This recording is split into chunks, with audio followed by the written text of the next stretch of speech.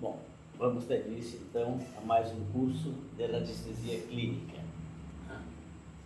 A gente vai começar tratando primeiramente da história da radiestesia, como que veio e por que veio.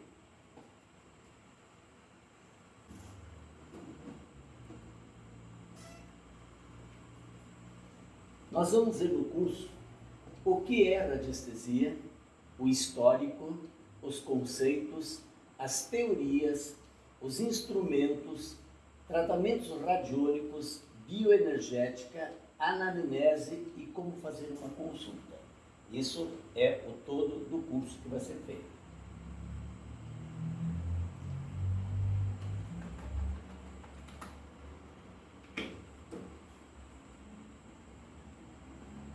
O nome radiestesia, ele vem de um termo que provém do grego radius, que quer dizer radiação, junto com um do latim que quer dizer aesthesis, sensibilidade. Então, é a sensibilidade das radiações. Isso tudo, esse programa todo eu vou disponibilizar para vocês no curso. Então, não precisa fazer nenhuma anotação, tá? Está mais do que cientificamente comprovado que todos os corpos emitem radiações na forma de onda, vibrações, que nos rodeiam o tempo todo e que de forma contínua, quer seja o corpo físico ou o nosso cérebro e sistema nervoso. Essas impressões ficam registradas no nosso inconsciente. Quando entramos em sintonia com as ondas externas, o cérebro interpreta-as e manda a informação daí resultante para o inconsciente. Isto acontece na forma de ondas internas através da atividade neuromuscular, o que provoca a reação externa em forma de movimentos nos instrumentos radiestésicos. Tudo isso quer dizer o seguinte: a natureza provoca vibrações as mais variadas possíveis. O nosso braço é um leitor dessas vibrações. Só que nós perdemos muita da nossa sensibilidade com o decorrer da evolução moderna que foi tornando-nos cada vez mais preguiçosos. Então, cada vez mais dependentes de instrumentos eletrônicos, elétricos, químicos, e nós fomos perdendo esta capacidade de, com a própria mão, nós podemos sentir as vibrações. Então, para isso, descobriu-se que com um peso pendurado num fio qualquer, a gente conseguia fazer deste pêndulo, este peso num barbante, a extensão do nosso braço, porém muito mais sensível. Daí em diante, a coisa começou a tomar forma.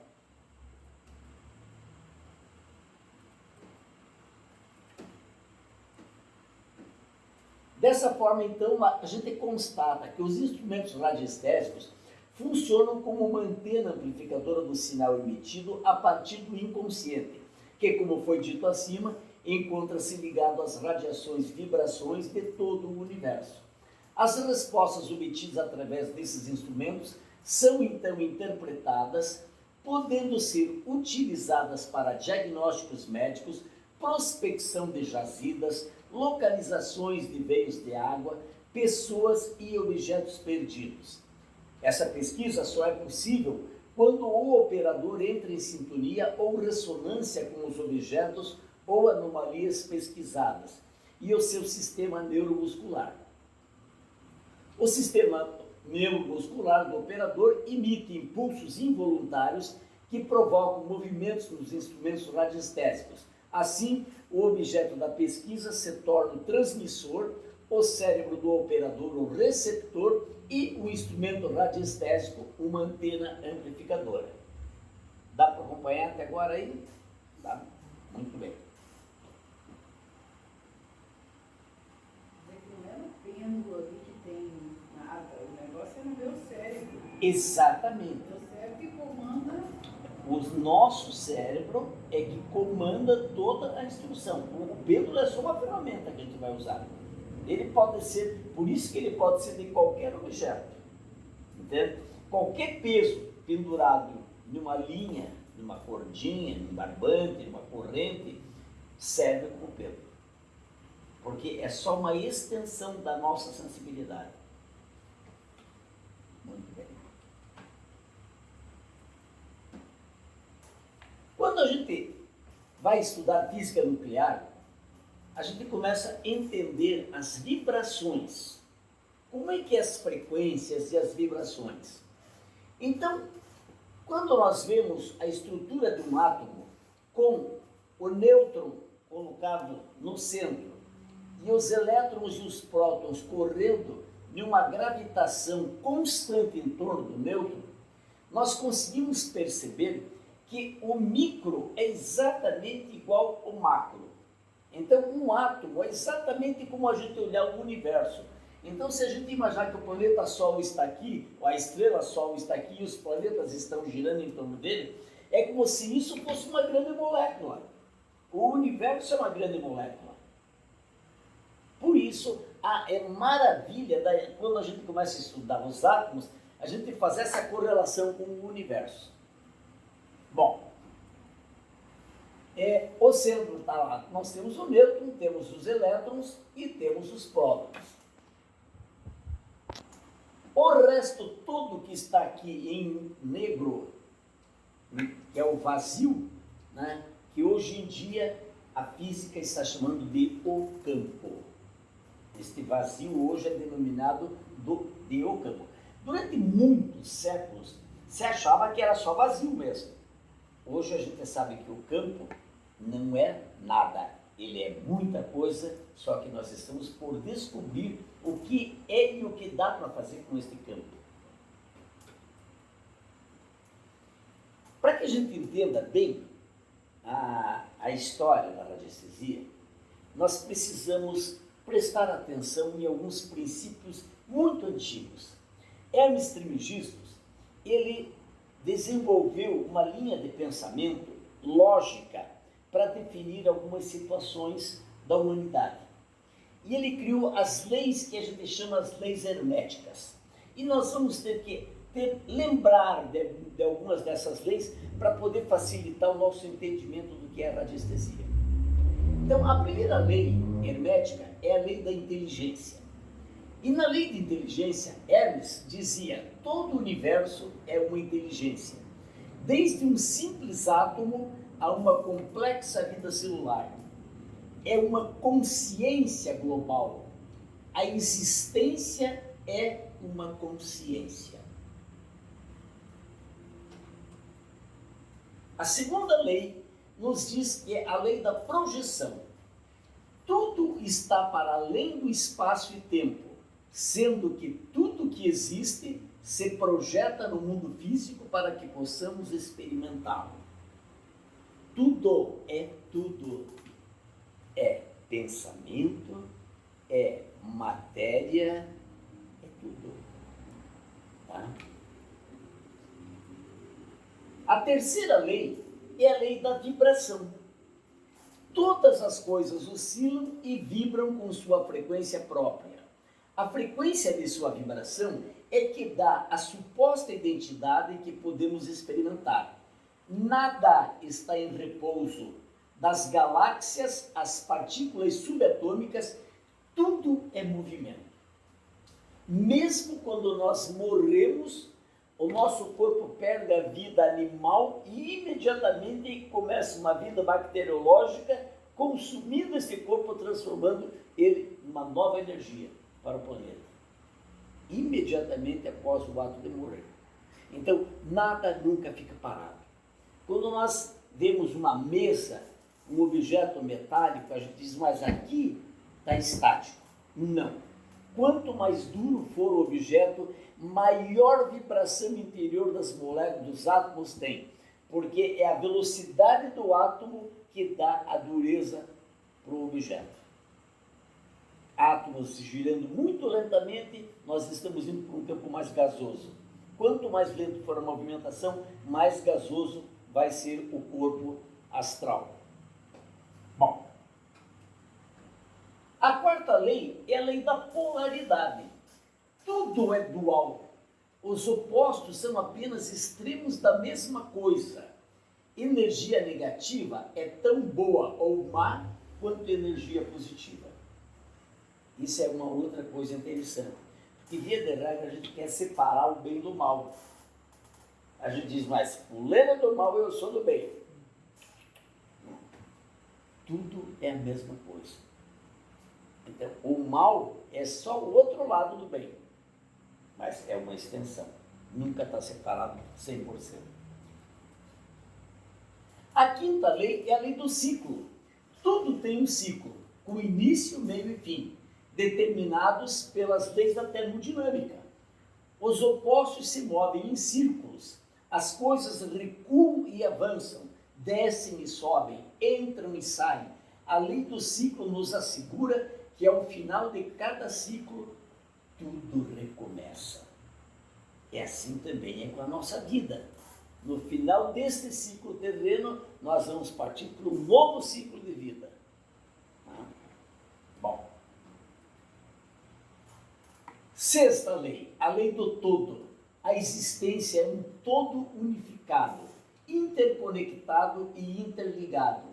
O tudo tem componentes masculinos e femininos. Ele tem causa e efeito. Esse senhor aqui é muito conhecido hoje no mundo. A figura dele, para a maioria das pessoas, já só de ver o rosto já sabe de quem se trata. Senhor Greg Braden. Ele era desenhista de sistemas de computação aeroespacial e geólogo-chefe da Phillips Petroleum. Ele também é um cientista conhecido hoje por tentar unir o mundo da ciência e o mundo espiritual. A vida deste cara está dedicada a isso hoje em dia. Ele quer juntar as duas coisas, as religiões e a ciência.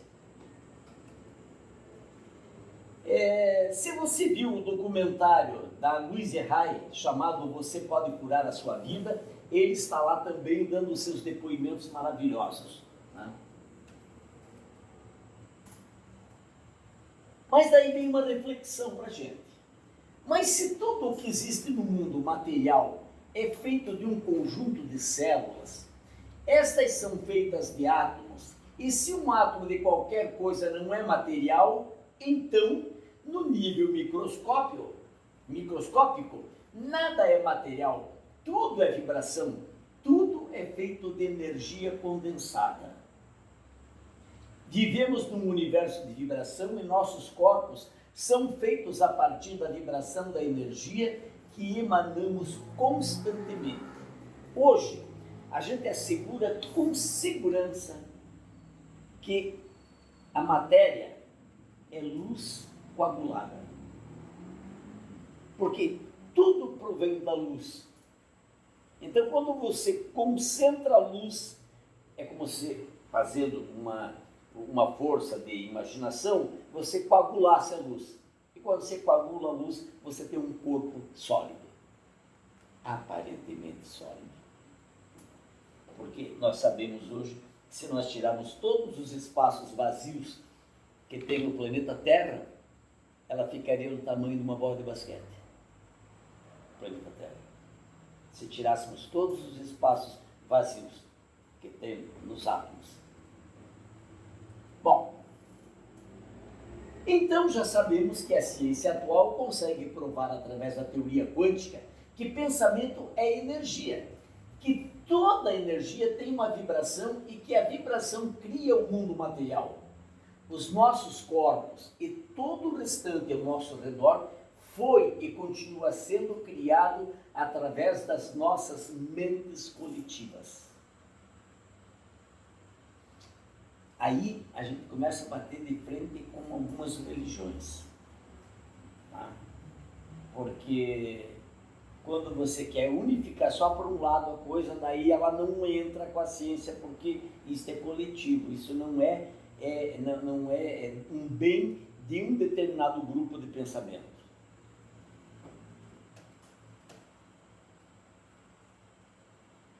Então, para que a gente pudesse entender isso melhor, foi feito alguns experimentos que o ser humano acabou conseguindo fazer. E o experimento 1, eles fizeram a seguinte experiência. Foi recolhida uma amostra de leucócitos, de glóbulos brancos, de vários doadores. Bom, essas amostras foram colocadas em uma sala, em um equipamento de medição das alterações elétricas desses leucócitos. Nesse experimento, o doador era colocado em outra sala e submetido a estímulos emocionais, provocados por vídeos que lhes causavam emoções. Então veja, tirava o leucócito de uma pessoa, botava essa pessoa numa sala e deixava o leucócito aqui, sendo ele monitorado por aparelhos muito sensíveis. Né? E a pessoa ficava lá na outra sala assistindo vídeos de violência, vídeos de amor, vídeos de sexo, fosse lá o que fosse. Muito bem. E o que eles começaram a perceber? O DNA era colocado num lugar diferente do doador, mas no mesmo prédio. E daí, eles perceberam que o doador e seu DNA eram monitorados e quando o doador mostrava alterações emocionais, medidas em ondas elétricas, o DNA visualizado através de microscópios muito potentes expressavam respostas idênticas e simultâneas, ou seja, ao mesmo tempo. Estava fora do corpo dele, o leucócito. Estava noutra sala. E a resposta era exatamente a mesma, no mesmo tempo. E isto provou já de cara aquela lei da quântica, que é a lei da não localidade. Então, quando você pensa em alguma coisa aqui, no universo inteiro, isso está respondendo no mesmo tempo. E se você tiver, veja só, nós passamos anos imaginando como Deus poderia cuidar das nossas vidas. Como nós poderíamos sentir Deus se nós somos só uma célula dele. Muito bem. Quando Deus pensa alguma coisa, nós sentimos, ou quando nós fazemos alguma coisa, ele sente imediatamente, porque nós somos parte do mesmo corpo. Bom, os altos e baixos do DNA coincidiam exatamente com os altos e baixos do doador. O objetivo era saber a que distância poderia estar separado o doador do seu DNA para que o efeito continuasse a ser observado. E pararam de fazer a prova quando chegaram à distância de mais de 80 quilômetros de distância do DNA e do doador. E os resultados continuaram os mesmos resultados. Então, isto foi uma das coisas mais impressionantes que o ser humano já descobriu até hoje. Você imaginar que uma célula tua está lá longe, respondendo para você imediatamente a mesma coisa que você está sentindo. Como é que é o nome desse efeito, Carlos? Na física quântica é o princípio da não localidade. Tá? Mas tem, o nome tem, como é que é não é efeito Isaías esse? Não, efeito Isaías é outra coisa. Tá? Bom,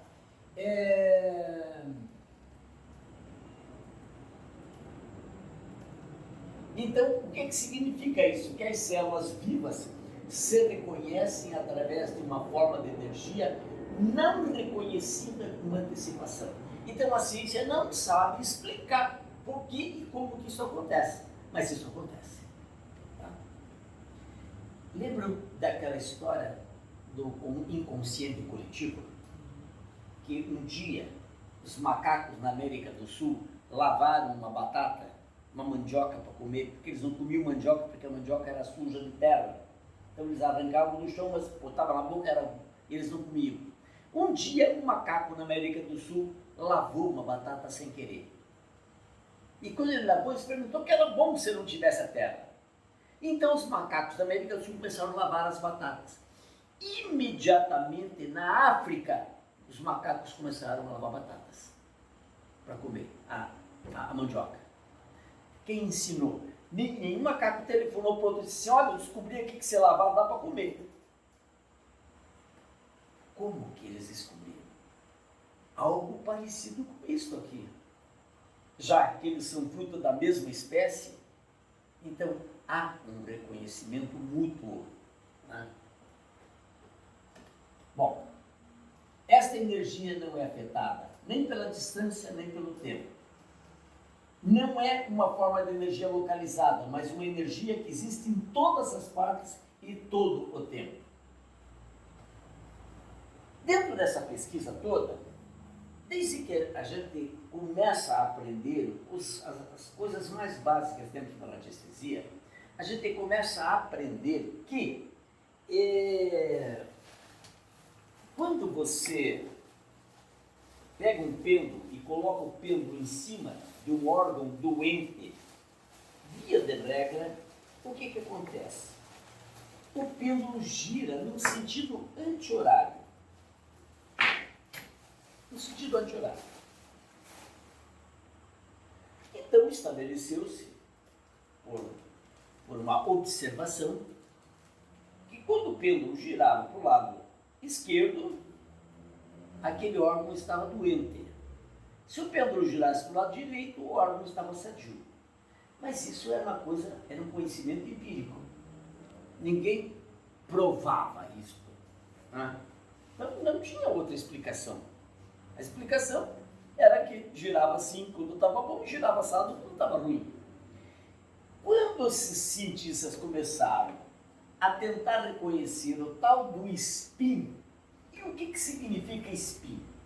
O spin em inglês significa girar em torno de si mesmo. O termo na físico-química está associado à orientação de elétrons em um mesmo orbital. Elétrons com um spin contrário se atraem. Em 1926, dois cientistas descobriram que o elétron em órbita em torno do núcleo do átomo, ele gira em torno do seu próprio eixo. Podemos fazer uma comparação com o peão, que pode girar no sentido horário ou anti-horário, e o eixo de giro está sempre em busca da situação de equilíbrio dinâmico, que nesse caso é a posição vertical.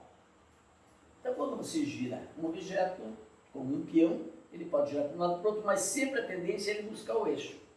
Ele não quer ficar deitado, ele quer ficar em pé. Bom, no campo da biologia, descobriu-se que o sentido do spin dos átomos das moléculas periféricas das células vivas, vegetais ou animais, pode ser para a direita ou para a esquerda. Mas o aspecto admirável relacionado com a descoberta é o fato de que, quando gira para a esquerda no sentido anti-horário, o spin é apresentado somente por células doentes. O que vem comprovar a tese do magnetismo mais antigo que você tem notícia. Também descobriram que mesmo antes de ficarem doentes, as células já começam a girar no sentido anti-horário. O que também vem corroborar as teses acima citadas. Então é muito comum, quando você está praticando a radiestesia, você chegar com o pêndulo em um órgão de uma pessoa e dizer assim: você está bem do fígado? Ou do pâncreas, ou seja lá o órgão que você está pegando? E a pessoa diz: não estou sentindo nada. Então vai fazer um exame de laboratório. E a pessoa vai fazer o exame e leva um susto. O órgão está tremendamente afetado. Nenhum instrumento saberia detectar isso, e o pêndulo sabe. Porque ele lê a resposta da movimentação atômica daquele órgão. Na verdade, quem está lendo são as minhas células. As suas células. Na mesma história do DNA, somos parecidos, então nós reconhecemos no outro. Por isso podemos fazer leitura. É meio complexo. Mas vocês vão vir para frente que começa a criar cada vez mais entendimento, mais corpo para ficar claro isso. Bom,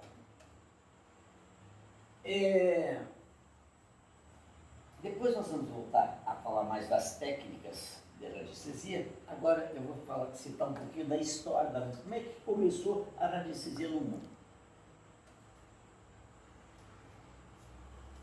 As informações mais antigas que a gente tem, elas datam de 3.000 anos antes de Cristo, no Vale dos Reis. No Egito encontraram várias figuras de sacerdote usando varinhas. No ano de 2205 a.C., um imperador chinês chamado Tao Yui, da dinastia Ixia, era o maior descobridor de fontes aquáticas que se tinha notícia. 2000 a.C., o imperador chinês Guan Yu aprova uma lei proibindo construção sem que se provasse a inexistência das veias de dragão. Ou seja, há 2000 anos antes de Cristo eles já conheciam as linhas Hartmann, só que não sabia que era esse nome que iam batizar depois, né? Eles chamavam de veias de dragão. Os romanos eram hábeis achadores de água. Em 1518, Lutero proíbe o uso das varinhas, porque o homem não fazia mais nada se não tivesse uma varinha na mão. O que era a varinha? A varinha era um galho de pessegueiro, porque o pessegueiro é uma planta que ele se alimenta de energia negativa do planeta, tal qual os gatos, e as abelhas e as formigas, né? Então, de posse de uma forquilha feita de galhos de um pessegueiro, se você caminhar por um terreno, quando você passar num veio d'água, a forquilha baixa. É uma atração tão forte que você não consegue segurar com toda a força de um homem, você não segura a forquilha na mão. Ela baixa. Ela chega a machucar a mão do radiestesista se ele quiser segurar. Então ele já sabe, ele solta para não machucar a mão dele, porque ela vai forçar para baixo. Né? E daí eles descobriram que desta forma, se eles segurassem um objeto idêntico junto com eles, de preferência na mão, por exemplo, eles queriam achar ouro, eles pegavam um pedacinho, uma pipitinha de ouro, botavam na mão, e daí eles ficavam andando, e quando encontrasse o igual ao que ele tinha na mão, a vareta acusava o encontro do ouro. Então eles começaram a achar minas de tungstênio, de prata, de ouro e de tudo que era preciso achar, usando a varinha. E o Lutero, quando viu isso, disse: não, isso aí é coisa do demônio. Isso é coisa do demônio e vamos proibir esse troço aí. Né? Porque como é que você pega uma pedra enorme e você chega, você cava aqui que tem ouro, e você cava e tem ouro ali? Isso é coisa do demônio, é mágica. Né? Ou como é que eu vou achar uma água e a varinha me diz que ali debaixo da terra, quando ninguém vê, tem água correndo ali. Né? Então, infelizmente, a ignorância naquela época era salva. Bom, em 1521, Basile Valentin escreve o Carro Triunfal sobre as 7 qualidades da vareta para a mineração. Viu que foi só 3 anos depois que o Lutero proibiu. Quer dizer, quando proíbe, a coisa toma mais corpo, né? Porque daí o homem quer saber por que foi proibido. Bom, em 1556, o livro Re Metallica de Georges Agricola traz um inventário de varetas aveleiras para prospecção de prata, freixo para cobre, pinheiro negro para chumbo e estanho, e a vara de ferro para ouro. Então eles começaram a perceber que determinadas varas funcionavam melhor para determinados produtos, mas a técnica era a mesma, só mudava a substância que você usava para encontrar. E aqui nessa época, os padres começaram a se tornar os maiores radiestesistas da história. Então, em 1693, Pierre de Lorrain, abade de Valemont, publica a Física Oculta com o subtítulo O Tratado da Vareta Divinatória. Já era padre, fazendo a coisa. Quer dizer, primeiro o protestante proibiu e os padres começaram a usar a vareta. Bom,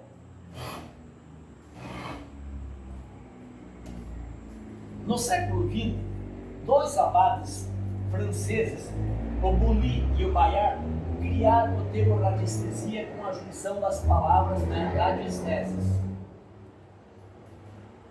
Em 1926, já no século XX, ocorre em Paris o 3º Congresso Internacional de Psicologia Experimental, com várias sessões dedicadas à radiestesia e aos seus efeitos, aos seus praticantes. Em 1928, o outro padre, o abade de Mermet, até hoje um dos maiores estudiosos do assunto, publica o seu livro O Pêndulo. que é o melhor nível de radiestesia que tem até hoje, é o mais completo. Esse, só para ter uma ideia, esse Abade Merné, ele não fez outra coisa na vida, ele morreu com a idade bem avançada, mas ele pegava um pêndulo e botava em cima do feijão e ficava contando quantas voltas o pêndulo dava no feijão. 585 voltas. Daí na aveia dava 732 voltas.